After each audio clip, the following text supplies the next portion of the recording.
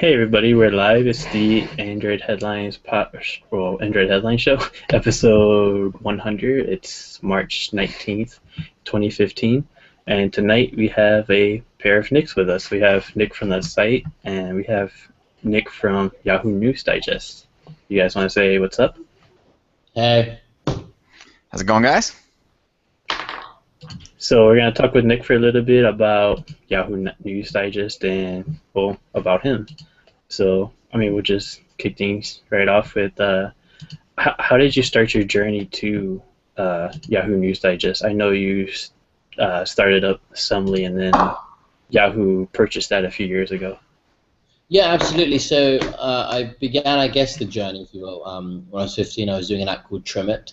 Trim It was about taking kind of long articles and turning them into social media length content. So basically a tweet or Facebook status.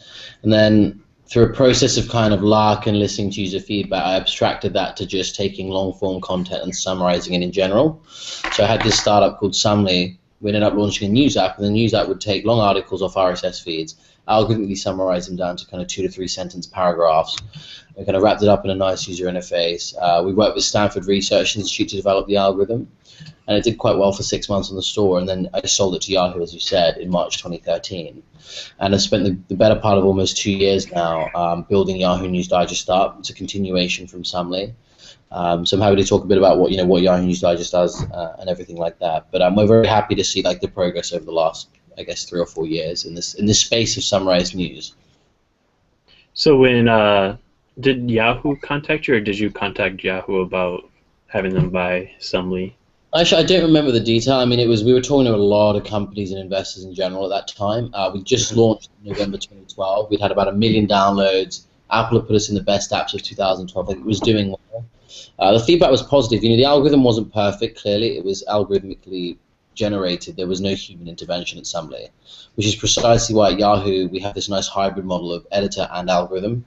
We find the overlay is really good with the precision of the content and also the selection of the stories that appear in the morning and evening finite digests. So I was very happy about that. But yeah, I don't remember the specifics, but we would I was trying to decide at that time. It was a bit weird. I was 17, so it was a bit strange. I dropped out of school. I was trying to decide, what do I want to do? Clearly, it was fun doing that first company, but I have other ideas in the future. I thought Yahoo was an excellent home for it, and I could see opportunity in doing this new app there. And I wanted to, currently I'm at Oxford University as well, so I wanted to go back to uni and do some other stuff. So it was a nice timing for both parties, I think. So how is it working with the rest of the team at News Digest, or is it just you? I'm not sure. Unfortunately, it's not just me. I'm not that good at everything. No, we have a strong team. We've got the designers, we've got editorial, we've got science guys, engineers. It's pretty interdisciplinary. The vibe is quite interesting. So Yahoo News Digest it's like a skunkworks project within Yahoo. When I joined, there wasn't anything specific that I was tasked to do other than kind of get Sumly in as many parts of Yahoo as possible.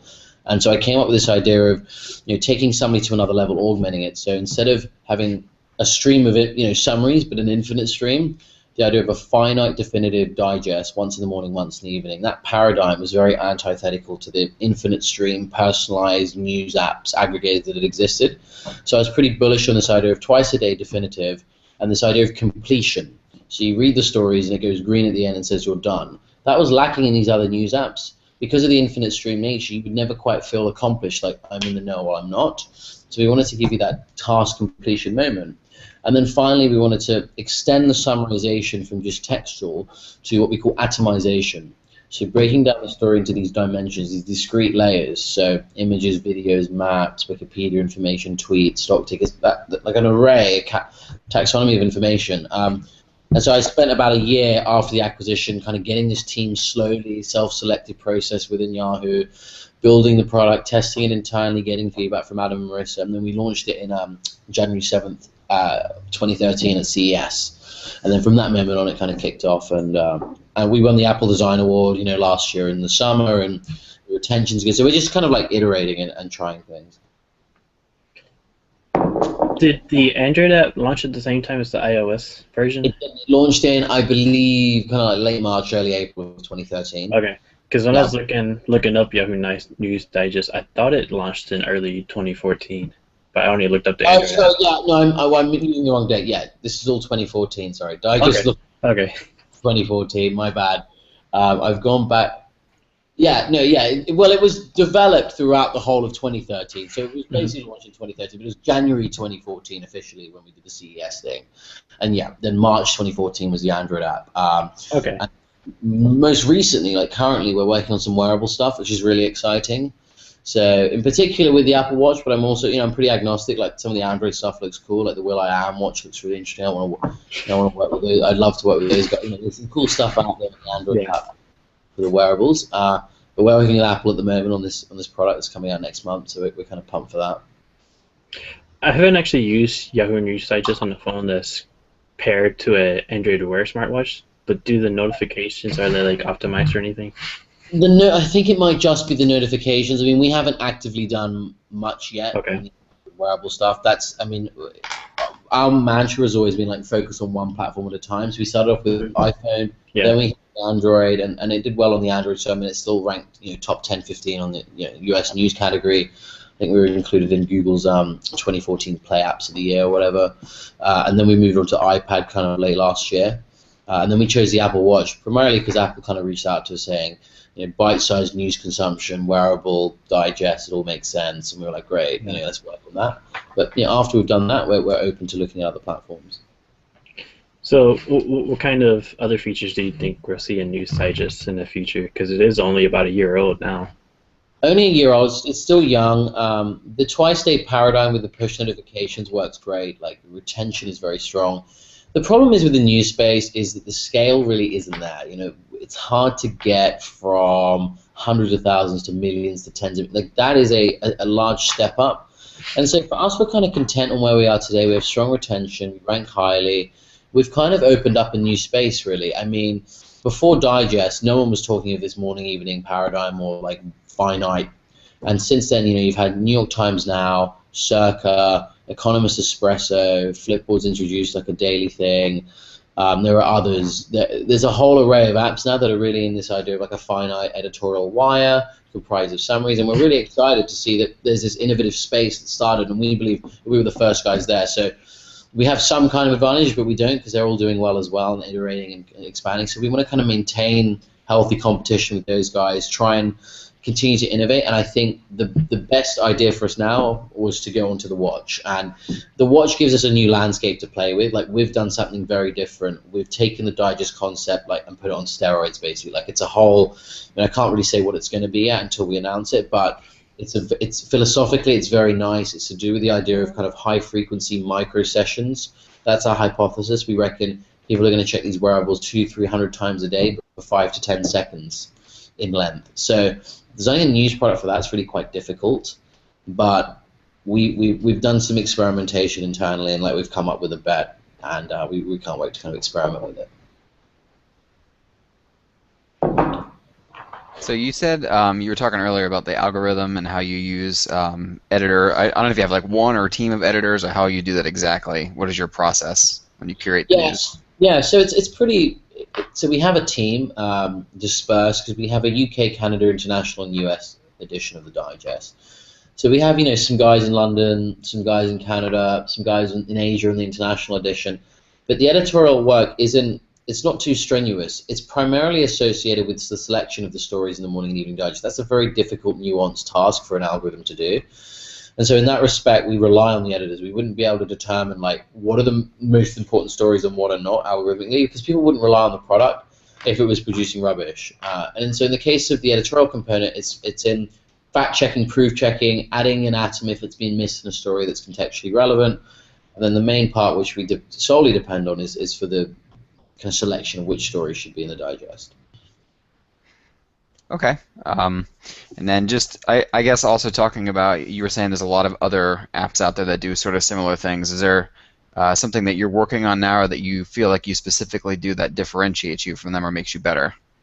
I mean, I think out of all those apps I'd mentioned, we are probably the most refined in terms of sticking to this morning-evening paradigm and 8 to 12 stories and the summarization and the UI. It's very, very simple. We're probably the simplest of those apps. Although those other apps do breaking news or they augment it with categories, verticals, personalization. We don't do any of that. So we have this very reductionist view on the news, and it's like once in the morning, once in the evening. For this use case, luxury at Yahoo is we have another news app that's the opposite. It's to do with personalization and live, up-to-date breaking news and those things. And so it gives the flexibility for the Digest team to really innovate on this idea of very succinct news consumption. So I still think we're differentiated on the phone, but in particular with the watch, I'm pretty certain that none of the other players have come at what we're about to do in the same light. Nice. Maybe they have. It'll be exciting for everyone to unveil their version of kind of watch news, and then iterate from there. Very good. Yeah, I'm a huge fan of Android Wear, so of course, I would love to see that on the platform as well. Whatever you guys are down with the other thing. I'm not against it. Yeah, it's exciting. I think there's a lot of great. Yeah. And they're very different platforms anyway. Yeah, it's very different, but it's got a really nice advert for the Android Wear. It's the one where they're like showing the hands and the music, and I thought actually there's some really well-designed models in there, like very aesthetically nice. And I think my whole thing about the watch stuff as well is that I want to see these guys, either Apple or Google or whoever is a manufacturer, teaming up with some of the fashion houses as well, because that's going to make or break it. Because if there's one of these guys can get to, like, I don't know, Converse or Rick Owens or Bathing Ape or some like cool brand, and like, oh, that have you got that edition with that brand? That's people are going to want this, and it's going to be exclusivity. And like, I think this clearly, I reckon they're all working on it because it's going to make it really exciting. Yeah, we actually just saw today, not to go off topic, but you have, I guess it's Tag Heuer, I'm not sure how exactly pronounce that, and then Fossil as well are going to be doing some Android Wear watches. So it's nice to see them moving into that. Absolutely. So we have a bunch of our editors that actually really love Yahoo News Digest, and they had a couple of questions too that they had submitted. Just wanted to see. You were talking about how Yahoo has the other news app for more personalization. Were you considering maybe a point where you would kind of move those together into one app, or maybe kind of start to offer more personalization features in News Digest? Yeah, this is an interesting question. Existentially, we see them as very different apps with very different aims and demographics. I mean, News Digest is all about the finite, summarized, simplified, twice a day, in-out experience. The other Yahoo app, as you're describing, is very different. Its goal is to be very personalized, to feed into the homepage. If you think about it, kind of, I guess, from the ideation phase, that Yahoo app's kind of coming from the homepage with that kind of content. And Digest is very different. It's going to come. It's a newer experience. It's experimental. We're trying to refine that information. So they both work very well in tandem. So there's a consistency there. They complement each other. But I can't obviously tell you like the future of Yahoo, like if they will merge or not. But sure. I think we're very happy with today. If I can obviously talk about what's today and what's been in the past, we're very happy with the way that system works, because we're probably covering more users having two apps out there that cater to the different needs than if you take some of the other aggregators that I feel compromise a lot. They do have a digest-like feature, and then they have like the aggregator, and then they have breaking news, and it's kind of like, why would you use this app when it's compromised and it doesn't really like nail one? But that's them. Yeah, that makes sense. Do you know about how many people maybe use it each day on average? The digest app. Yes. Yeah, we can't give away DAUs or anything like that, but the retention is strong. So if you look at cohorts, 7, 14, 21 days later, it's 50% retention. I mean, like there's a high bar of retention in that first month, and we think a lot of it's down to we've said in the past, like it was initially 40% DAU to install ratio back in the day when we just launched. Obviously, clearly that's gone down now. It's been a year and a half, but there is this high retention, and a lot of it comes down to, I think, the notifications and the habitual element of morning, evening, and you can set the time within that. So there's still room to improve that process, but I think it's a compliment that there are these other apps that have also done something similar. So I think people like the idea of like a finite stream. Yeah, that makes sense. Which category do you think might be the most popular? Just like technology, international, that sort of thing. That's a good question. I don't know the metrics off by heart. My guess is entertainment. Clearly, I mean, this is just the one that clicks through. It might be interesting. I have no idea in the case of Digest. I know that in the industry it's always like entertainment, politics, tech. Those are the kinds. But it'd also be an interesting case study in the case of Digest, because our demographic we would expect are kind of young professionals, people who are busy for time but want to have like a global worldview, current affairs, that kind of vibe. And so maybe it could be something like World News or US. I have no idea. But we're again agnostic on the verticals as well. Like we don't kind of sit there when we're doing the digest and go, we're going to have 2 entertainment, 2 sports, 2. None of that. It's very much like if there was no real need to know news and entertainment today, we won't show anything. This is a very important decision. At one point, we were thinking of being even more radical and like having digests that were empty or one or two stories, and we kind of went against that. We thought there's still something nice about having the cadence continue into the weekend and having some digests, even if it's lighter. But we're very strict on allowing the content to determine whether it should be included, not like editorial going, you need this amount of time. Yeah, and that's nice to see, because I know sometimes when you watch like CNN or Headline News or whatever these other ones are, it feels like there's a lot of filler stuff. There So is, because it's they good do to divide the have. sections. It's like, let's go to the sports, or let's go to the entertainment. I mean, so it's yeah, exactly. Yeah. So let's see, just in terms of managing like the product manager role for Yahoo, how are you feeling about that? What's it like doing that? I guess maybe you don't have to describe like your daily thing necessarily, but how are you feeling about your role doing that? Absolutely. So, when I first joined in 2013 March, I was very much full-time engaged. Although I was still based in London, I come out here once or twice a month. My whole team's out here. We got very close. We did syncs every day. I was very day-to-day managing it, as well as product direction, getting involved with the design, all that stuff. So I then went to Oxford University in October. So my first year there doing philosophy and computer science. So I'm currently on break, term break. So between term, I'm very much involved with the digest. But during term, I've kind of transitioned with Yara into more of a part-time arrangement there. And so I still love being involved with Digest, running the high-level strategy in the product and the watch and that stuff. But over time, I'm transitioning, the role, because I can't be at Yahoo forever. but I'm still very much excited about Digest. I mean, there's still work to be done, and I want to make sure that I'm still involved for as long as I can be. And it worked out well with Oxford that the terms there are only 8 weeks, so there's quite a nice break in between each term. Nice. Yeah, so it's sort of the ultimate working student, right? I know, yeah, I miss sleep. No.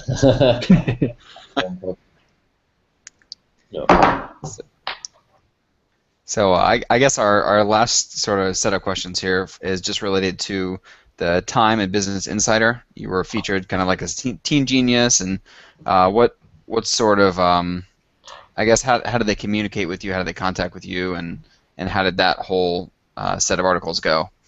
Yeah, it was. I mean, probably the biggest accolade I think I've won is I won Wall Street Journal Innovator of the Year in 2013, I think, 14. It's weird now because it's in 2015. Like the dates of my whole story are wrong.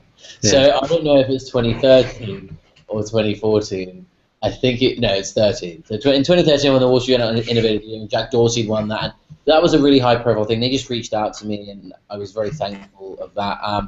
I've been included in a lot of those lists and everything, but I care more when the products. So for me, it's not about personal. It's when Apple Design Award is given to Yahoo News Digest. That's probably my biggest ever accolade.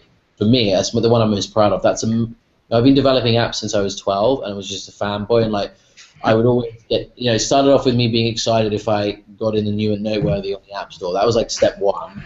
Step two was get a banner, app of the week, maybe in the UK. Step 3 was like app of the week, US, UK, global, and then for them to go a step further and for one of my apps to get an Apple Design Award was just mental. That was my favorite moment. Yeah, I don't really listen to the personal stuff. I'm thankful for it, but it doesn't affect me. Like I care about if the product's getting 4.5 out of 5-star reviews or not. That's what matters, because that's how you're defined anyway. If you're an entrepreneur, founder, product manager. Yeah. Yeah.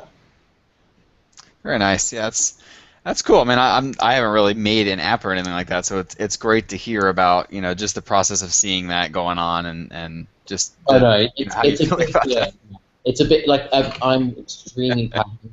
And Apple, and I'm not knocking Google. I love the Play Store, and when we get featured there, it's good as well. But just for me personally, I've been doing iOS apps on that App Store for so long that I know how that. It's Thursday 1 p.m. Pacific. They update the store. This is all the developers care so much about the notion of being featured and in what level and what's. And we were very lucky with Digest. That Apple were very kind in recognizing, I think, that we generated this new space and tried something different. And so it was interesting because the Apple Design Award, I had to fly out. I was doing my A-level exams last summer. the high school exams. I had an exam on a Friday, and there was a bit of rumor that we might get it or something, so I had to fly out like on the Monday, come to San Francisco, collect the design because I wasn't going to miss it. I didn't care. I was like, no, I'm gonna, and then kind of fly back and do an exam. So I don't know. My exams went well, so I think it was the right decision. Yeah, that works. Even if I'm sure you could have had, take them over again or whatever. Yeah, it was the Apple Design Award. That's a pretty big deal. Yeah. So I think I don't know if you had any extra questions, Alex. If you could think of anything else, or we're pretty much finished up here. Pretty much it. Well, actually, I did have one. When you're curating like news in the technology area, are there specific sites that you guys look at? Like, can you look at ours? Look at yours. Yeah, I mean, the way it works, Yahoo is it's very much like the content partners that they've already had deals with for a long time, or the courses, and there's internal ranking systems on the content about relevance to the cluster of news articles or the storyline, reputation. That there's algorithms that do all that. But yeah, if you're not on the Yahoo thing, we should get you on there. I mean, if you're we need to get on there. yeah. That was pretty much all I've got. Cool. Yeah, so I didn't know if you had anything extra you wanted to add, Nick. No, it's great. I mean, just look out for the Apple Watch thing end of next month. Like, it will be cool. It might not work what we're doing, but I think you'll appreciate the continuity in the thinking. Yeah. Of what we've been doing with Digest. It's not the same, but it's a continuity. So it'll be cool. Absolutely. Well, it's a pleasure having you on. If you want to stick around, you can. We'll just chat about a few other topics, and otherwise, if you got to go catch dinner or whatever, Yeah, I've been around, but thank you for having me. It was really fun, and I promise we'll try and do some Android wearable stuff, but don't hold me to it. But no, we'd be more interested in that than Apple Watch. Yeah. Let's see how the Apple Watch app goes first, and then we'll see. Yeah, absolutely. Yeah. Okay, cool. Cheers, guys. Thank you. Cool. Yep. Have a good night. See you too. Bye. So today we'll be talking about Android Auto and Carrier 9.0 from T-Mobile, as well as the Galaxy S6 and S6 Edge pre-orders have started in the UK. Well, actually, they're starting tomorrow, but they're announced. And HTC announced their protection plan. Also, we're giving away a Galaxy S6 thanks to Slickwraps, who we've also had on the show before. We had, I think it was their CEO, Jonathan. Can't think of his last name, but we had him on last fall during, I think, when we were giving away a G3 from them. So with Android Auto, they actually pushed out the official, I guess that's what you call it, app onto the Play Store, so you can install it. Can't really use it, but you can install it on any Lollipop device. So for me, it only showed up for the Nexus 6, the Moto E, and the Moto X 2014, because those are the only Lollipop devices I've used in, well, pretty much ever. It won't work on tablets. We found that out with Tom earlier. But also, Pioneer's head units are now available. They actually unofficially started shipping Sunday. So now you can pick up a Android Auto head unit for as low as $800. All right. They are sending me one, so we'll have lots of coverage on that, and I'm excited. Yeah, and that stuff will get cheaper over time too, like anything technology related. It has Android Auto as well as CarPlay, and then it's got their own like proprietary OS in there as well, so it's got everything in there. There's two more expensive ones. There's the AVH 4100 NEX, that's 800. Then there's the 7100 NEX, which is like 1200, and the 8100 NEX is 8100. No, not 8100, 1400. The model's 8100. That one has, that one has Nokia Here Maps built in with some storage, so you can store maps offline. Other than that, there's not much difference between the three, and if you're just getting it for Android Auto, just go for the cheap one because the experience is going to be the same. It's the same 7-inch WVGA resolution, so it's not that great, but I guess it's not too bad. Yeah, and in a car, whatever. You're a couple feet away from it anyways. You're probably not going to notice it that much. Yeah, I think the ones Hyundai had were like the same resolution, and it didn't bother me at all. I mean, it's Yeah, seven I know inches or the 7 inch, one. 800 by 480. Sure, you might see a pixel or two, but who cares? I mean, Yeah, if it's the same one that I used at CES, I felt the same way. That was the last thing. I don't even think I thought about resolution when I was looking at the thing. yeah, Didn't bug me at all. I didn't really think about it either. Yeah, it's whatever. Google also has a collection of apps on the Play Store that work with Android Auto. A lot of them we knew about, iHeartRadio, Stitcher, so now you can listen to the Android Headlines podcast from your car, stereo. Um, what was the other ones? I think I said Spotify already, iHeartRadio, TuneIn Yeah, they got Radio. like 2 dozen of them. Um, one of the ones I didn't see before was WhatsApp. Now I haven't, obviously I don't have Android Auto, so I can't really use it, but I do use WhatsApp all the time. So it tells me that you can reply, using Android Auto and WhatsApp. Kik is also supported too. I'm sure Hangouts will be on there. I don't see why not. Although knowing Google it might take a while because the Yeah. Google Now stuff just came in for it. Yes. Yeah. A couple years too late, right? I mean, I don't use it that much. The Google Now voice commands all that much. I just mostly open it up to check scores and the weather. Yeah. Not just to get it working on Wear. Yeah, that too. That's also why I never use it because on I use Hangouts, well, Google Voice, so I can't really just talk and, well, I guess I can now because it's with Hangouts, but when it was just Google Voice, you couldn't just, do text to speech or speech to text for Hangouts or Yep. text messages. So moving on to T-Mobile, they had an event yesterday in New York City. They're basically looking to shake up the business side of the carrier. They put out some numbers that were pretty interesting to me. Is that about 83, I think, is million dollars go for business accounts go through all four carriers. T-Mobile only gets about 3 of that, and Sprint is like around 9. But the Verizon, the AT&T, is 87%, 87% of all that money. So they're Sheesh. looking to take a piece of that pie. Basically, what they're doing is, I think it's 10 lines, it's $16 each. That gives you unlimited talk and text and a gigabyte of data that's throttled after that, obviously. I think it's up to 100 before it drops down to $15 per line, and then I think when you get to 1,000, it's like 14 per line. You can add more data, so they've done pooled data, as well as you can get different data limits for each account, so you can get unlimited data for a couple of your employees if you want, or for you maybe. Unlimited is 30 per line, I think it is, and then 2 gigs is 10 extra per line.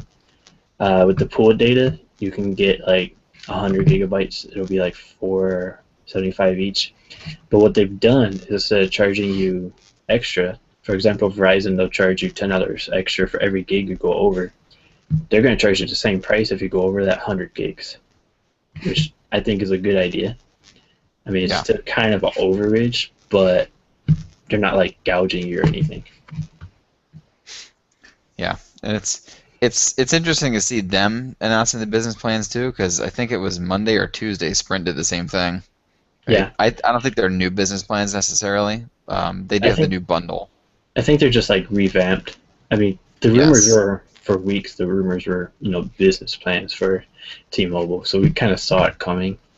Yeah. I haven't looked at like AT&T and Verizon's business plans, but I don't think they're anywhere near that price or that No, I'm sure they're not. flexibility. The flexibility too is a big deal. I know through your day job, you guys have business accounts, right? Yeah, through Verizon. Another thing they did, I don't know if you paid attention to it or not, but like your family can get the discount because your job does, business with Verizon. They'll count your device as an extra one. So like the way T-Mobile does stuff, first line is 50, second is 30, third is 10. So if you have a business line, that only gets counted once for your business, not on your personal plan. so that you're just paying $40 for 2 or 3 lines, which is that's more than 50% discount. Nice. Yeah, that's great. Yeah, and I know I've looked through the Verizon thing that you're talking about. The not an employee discount, but whatever you want to call it, business discount thing, and Yeah, it's they call it's it all cheaper, kinds but of it's names. yeah, T-Mobile's still by far the cheapest over here. So Yeah, because AT&T was doing a student discount for a while. I don't know if they still are. It was cheap, but not really, because it didn't count for data. This is back when I did unlimited data still, so it's been a yeah, while since I've actually looked into using it. yeah, But even with the discount, T-Mobile was cheaper, and they're still faster for me here. So I didn't see a reason why to pick AT&T. yeah. And honestly, with all the phones and stuff that I get, I would much rather have a Yeah, T-Mobile or an AT&T account because yeah. Verizon, you're stuck with their stuff and you can't do anything and they don't update stuff and it's just yeah, I don't know. No thanks. Unless you have one of these, because I can just put an Nexus SIM in there. Well, but then you get all their bloatware. Oh, it already has bloatware, so I guess that's not a big deal. Since everybody's got Verizon backup anyway, so whatever. I wasn't surprised by the Verizon APN. I mean, that's kind of needed, but the backup is like, really? That was pretty funny. Why do we need that on every device? There's not even a SIM card in mine, so I don't even have T-Mobile bloatware. I still think it's a mistake. We'll probably see. I figured this latest 5.1 update that came out this week would have removed it, but it didn't. So I don't know. We'll see how it goes. I haven't flashed it, so I don't know what that one does. T-Mobile also had a few other smaller announcements, but still pretty big. One was the uncontract. So basically, Ledger said he was bringing back the contract, and everybody was like, "What?" Basically, he's signing a contract that our plan prices will not go up. They will either stay at the current price or go down. He stated some numbers. I don't remember what they were offhand, but plans from AT&T, Verizon, Sprint have all gone up in the last year or so. Well, actually, probably the last 5 years, or probably forever. But he's saying they're not going to go up. I don't know if that includes the taxes and other fees that we get charged every month. Because I think that's how a lot of the plans go up is, extra fees get baked in Yeah, there. Most of us don't notice it or don't care enough because it's only like $1 or $2 every month. Then it grows and grows. yeah. And the final thing was contract freedom. So we've already had contract freedom from T-Mobile.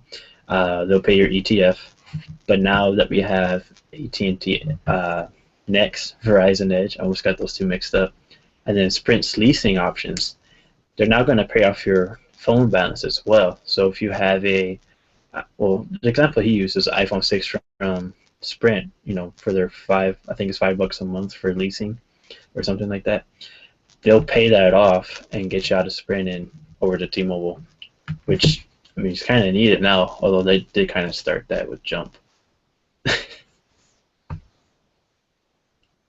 What did you think about the additions to carrier freedom? I've been really happy with a lot of the stuff they've been doing. The business plans in particular are really interesting to me, and I'm thinking that it's probably going to be more for smaller businesses that are going Yeah, to take advantage of it. I don't know. I mean, with a lot of big businesses, they don't seem to care as much about the price. They care more about certain other things. So we'll see how that goes. But a lot of the contract stuff is really nice too. It's really good to see a lot of these stupid fees that get tacked on, yeah, from leaving your contract early or whatever, getting covered by these other carriers. I know, again, with the Sprint thing, Sprint has done something sort of similar recently too with, we'll cover all your phones that you owe money on and all that stuff too. So there's a lot of really nice competition, and I even saw ads recently for AT&T doing data stash too. So this is yeah. AT&T announced it like AT&T announced their rollover like I think it was a few weeks after T-Mobile. But the only thing with theirs, it only rolls over to next month. If you don't use it that next month, it's gone. yeah. Well, I mean, I'd rather have it the 12-month thing, which is what they did for rollover minutes back in the day. That was what, like yeah, 2006, 7, so long yeah. ago Well, and when we'll we see how actually long it needed them. lasts. Yeah, Yeah, that because too. they've done other things like that and canceled them early. So we'll see. T-Mobile also said all promotions will now be permanent. So they were doing the 4 family lines for $100. that was only supposed to last for, you're only supposed to get that, I think it's 2.5 gigs of data for each line for like the rest of the year. That's Yeah, permanent, so that's forever now, which is that's nice. great. I mean, he said before a lot of these uncarrier things, it's not a promotional thing. It's not gonna go away after a while. It's permanent, and pretty much just cemented it with that. Yeah, There's something else with the business plans I wanted to mention. I forgot what it was now. I guess it'll come back to me later on. yeah, no big deal. Um, Talk to us about the Galaxy S6 and S6 Edge pre-orders. I guess there's not really much to talk about though. Yeah, they start tomorrow, so we have a lot of money for these things. So know that going in, of course, because I don't think are there really any things in the UK that are subsidized like they are here. Everything in all the phones in the UK are subsidized heavily. I mean, you All the can ones in the get UK are. Because I I know it's a big Europe thing to well, buy them outright. the way there's work is that you can pay like like 30 euros down, and you can get plans starting at like 50 euros a month or whatever. Or the more you put down, the lower your monthly thing will be. It's kind of like with Yeah, T-Mobile. yeah, it's kind of built into the monthly cost. Yeah. So that's basically how it works over there. And I've started getting it a little bit more now after talking with Tom and a few of our other EU guys that we have here on staff. It's Yep, different. exactly. I don't think we have exact pricing on the two of them in the UK yet, but they might be on pre-order now because it is tomorrow already over there. It might start at 8 though. Yes, yeah, they're 6 hours ahead of us, so it makes sense. Should be about now. Actually, they're 4 hours right now because of Yeah. daylight So, savings time. They oh don't start yeah, till that's true. next That's true. weekend. Either way, they're not going to be cheap. I mean, Samsung hasn't gone cheap for their flagship series in a long time, so It, I would expect it to be a pretty decent price. I remember when their flagships were 549. Now they're saying it's going to be like 649, 700 for the S6. Yeah. And the S5 was like 600, 650, so Yeah, so it looks like all the sizes are going to be available. So you get your 32, yeah. 64, and 128 gig configurations, and of course, remember, there's no removable SD card, so make sure you buy as big of a size as you can get, basically, because you're not getting any more. And then pretty much looks like the main colors are going to be there too. So you have the white, the black, and then gold. Yeah, I wish they had the green and the And blue then because the green I really like. yes, the green is sick. I love the pictures of the green. It's I so can't wait to hard see to that thing get in them. person. The only thing I don't like about the S6, and this is probably only an issue for journalists like us that are trying to take pictures of the thing, it's because it's glass. It's just like with the Z3. It's so tough to get a picture without seeing yourself at the camera in front of you Yes. on the Yeah, device. And with all the lights that exactly. they have at MWC, it's even tougher. Yeah. On this, the other thing I was going to mention about the S6, just in case people don't remember, this is the first time in a long time, I think since the S2, that everybody's getting the Exynos. I think the only other ones that Samsung has done are the S2, the Note 2, and Yeah, I can't everything else remember has any been other ones. They've Qualcomm. always been S3 different. S3 had a Qualcomm one. It was the first one to have 2 gigs of RAM because the Yeah. Exynos one still had 1 gigabyte. Yep. S4 had the 600, S5 the 801, and then now the 8, or not the 810, but the 7420 Exynos. Of what I did like, or Yep. not like, but I noticed from Samsung is they wouldn't say what processor it was, just an octa-core processor that was 64-bit. They never said Exynos, and even if you look at their spec sheet, it doesn't say Exynos. Interesting. But I did find out it was an Exynos 7420. Took me a while to figure it out, but find from some sources, but I did find that out. Yeah, one of those things. It's interesting to see maybe they just don't want to use the Exynos brand because I know there's been a lot of negative stuff in the past about Exynos, so they could just be trying to get away from the name, sort of like Microsoft is doing with Internet Explorer. I bet it works better than Chrome for Hangouts. I don't know. We'll see. I think I've tried that before. The the last thing on our agenda was HTC, so that's our other big Mobile World Congress set there. They basically they've sort of done this before. I think they started this was it with the M8 that they did the protection where they were going I to think cover they if you crack the screen. I think they started halfway through the M7 cycle, but it was HTC Advantage until Yeah, yesterday. that's right.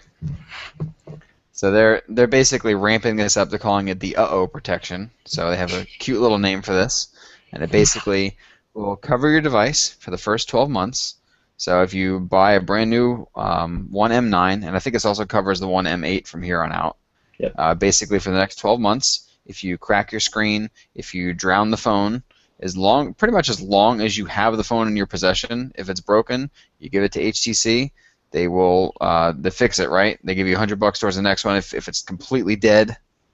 Actually, I don't know if they fix it. They send you a new one, and in that box they give you a prepaid, shipping label, and then you send your phone back to Yes. them. So you're just basically getting a new phone. Yeah. And then at the end of the year, if you haven't had to get a replacement, they'll give you $100 toward a new I guess M10 is what it's going to be next year. I don't That's know. what it is. Yeah, I'm sorry. And another Yeah, thing well, that I like, basically an upgrade program. yeah, another thing I liked about it though, if you switch carriers, they'll swap it for you as well. So if you go from Verizon That's to right. T-Mobile, T-Mobile will give you a new phone anyways, but you can just get one from HTC and because with T-Mobile they will pay for it, but you still gotta wait like 8 weeks for that prepaid card to come in. So at least this way you're not out that money right away. Yeah, I knew there was a third one. I couldn't remember what the third one was. I didn't see it in here, so I've seen good you mention it. Motorola do the the cracked screen replacement thing, but they haven't done the carrier swap, which I think is really interesting. I think that's something other manufacturers might get into because these manufacturers aren't just on one carrier. I wouldn't see Yeah. Verizon doing a carrier swap. Well, maybe if you're going to Verizon, but not if you're leaving them. Yeah, and that's probably an extension of a lot of the uncarrier stuff too. That might end up spreading over Yeah, to that the could be carriers it. themselves. I wouldn't be Yeah, surprised to see T-Mobile do something like that because I think when you switch yeah, over, exactly. they still put you on a EIP, so you're still paying per month for that device, even though like the down payment was free or whatever. Yeah, We'll see what happens with that. exactly. So what's new in your Android world? Gosh, what is new? I just finished up the Mizu M1 Note review. I actually have it here. I think I forgot to bring it last week. So obviously you've played with this thing because you went to Yeah. the China show. I loved this phone. I really, really did. Every time I use it, I was so happy. Mizu's got its weird little software quirks, so you probably have to get used to that. But after using a couple of them for a while, I was just, whatever. You get The over some of the only things, and I know I hate tasking at first, but it's another thing. Once you get used to it, it's whatever. It's fine. the only thing I don't like with Mizu software is it's just the home button, and then if you're like using it in portrait, you have that whole bar for the back button. But if you go into landscape, it's integrated in like the bar at the top. I can't think of the name of it, what it's actually called. Yeah, they call it like a smart bar or something. Yeah, I do wish that would go away because that's like back when HTC did the bar on the bottom of their phone and everybody complained about it, same kind of thing. that thing. And it was just a menu bar. It wasn't I even know. like something that was really needed if developers just did stuff.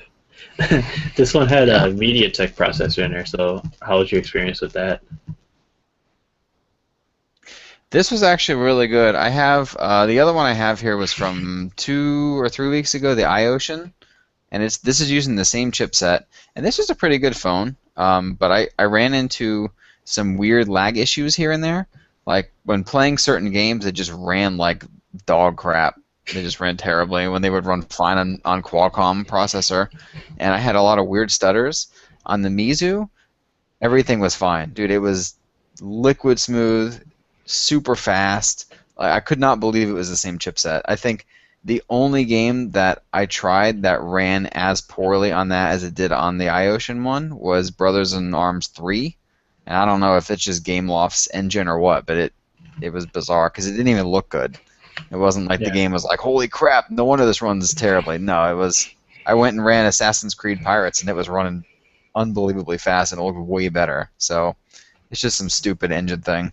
You probably get the drivers fixed, and that won't be a problem. Yeah, the And M1 the Note is phones. Let's see, what like is the phone? $220? Yeah, I think that's right. yeah, the M1 Note I think it's like around 225. It's got a what Yeah, and is it it's 5.5?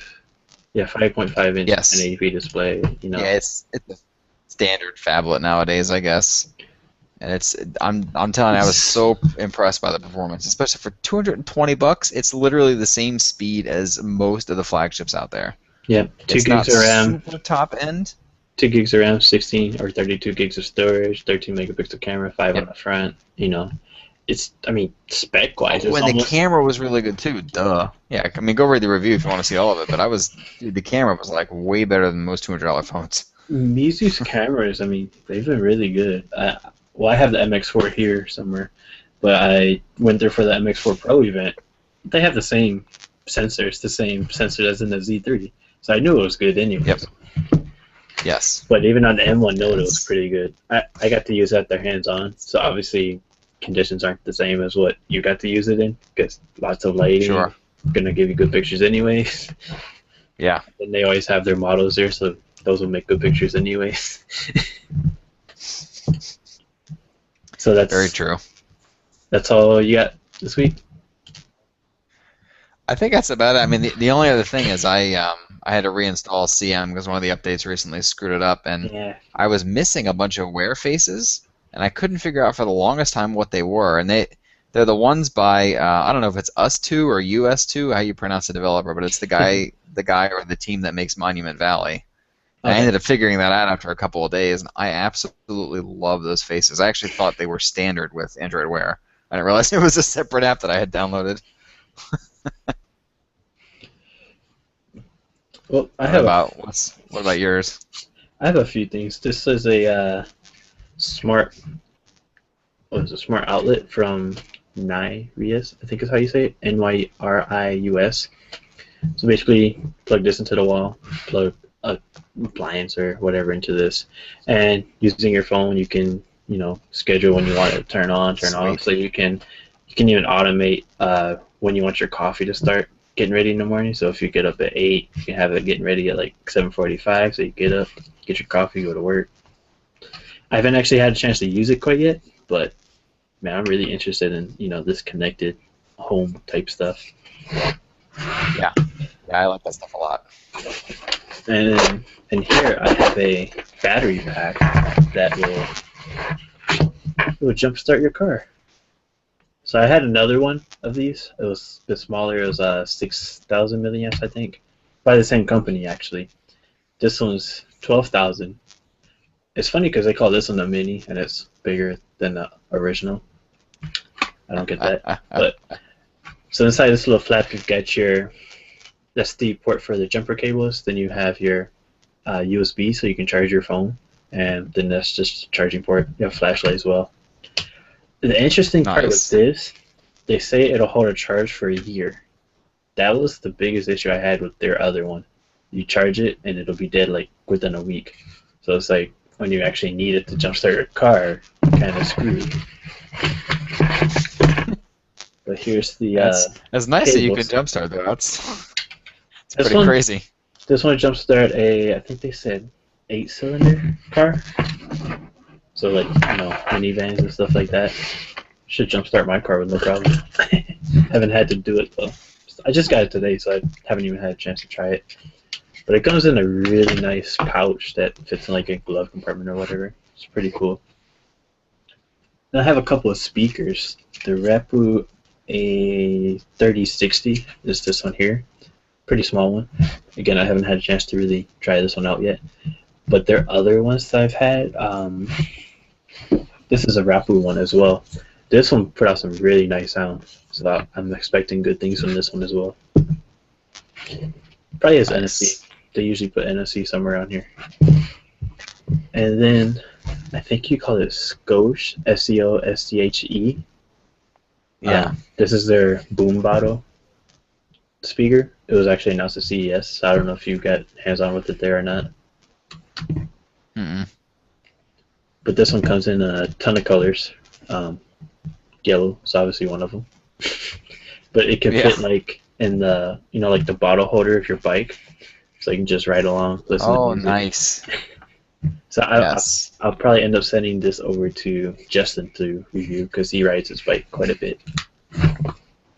That's freaking awesome.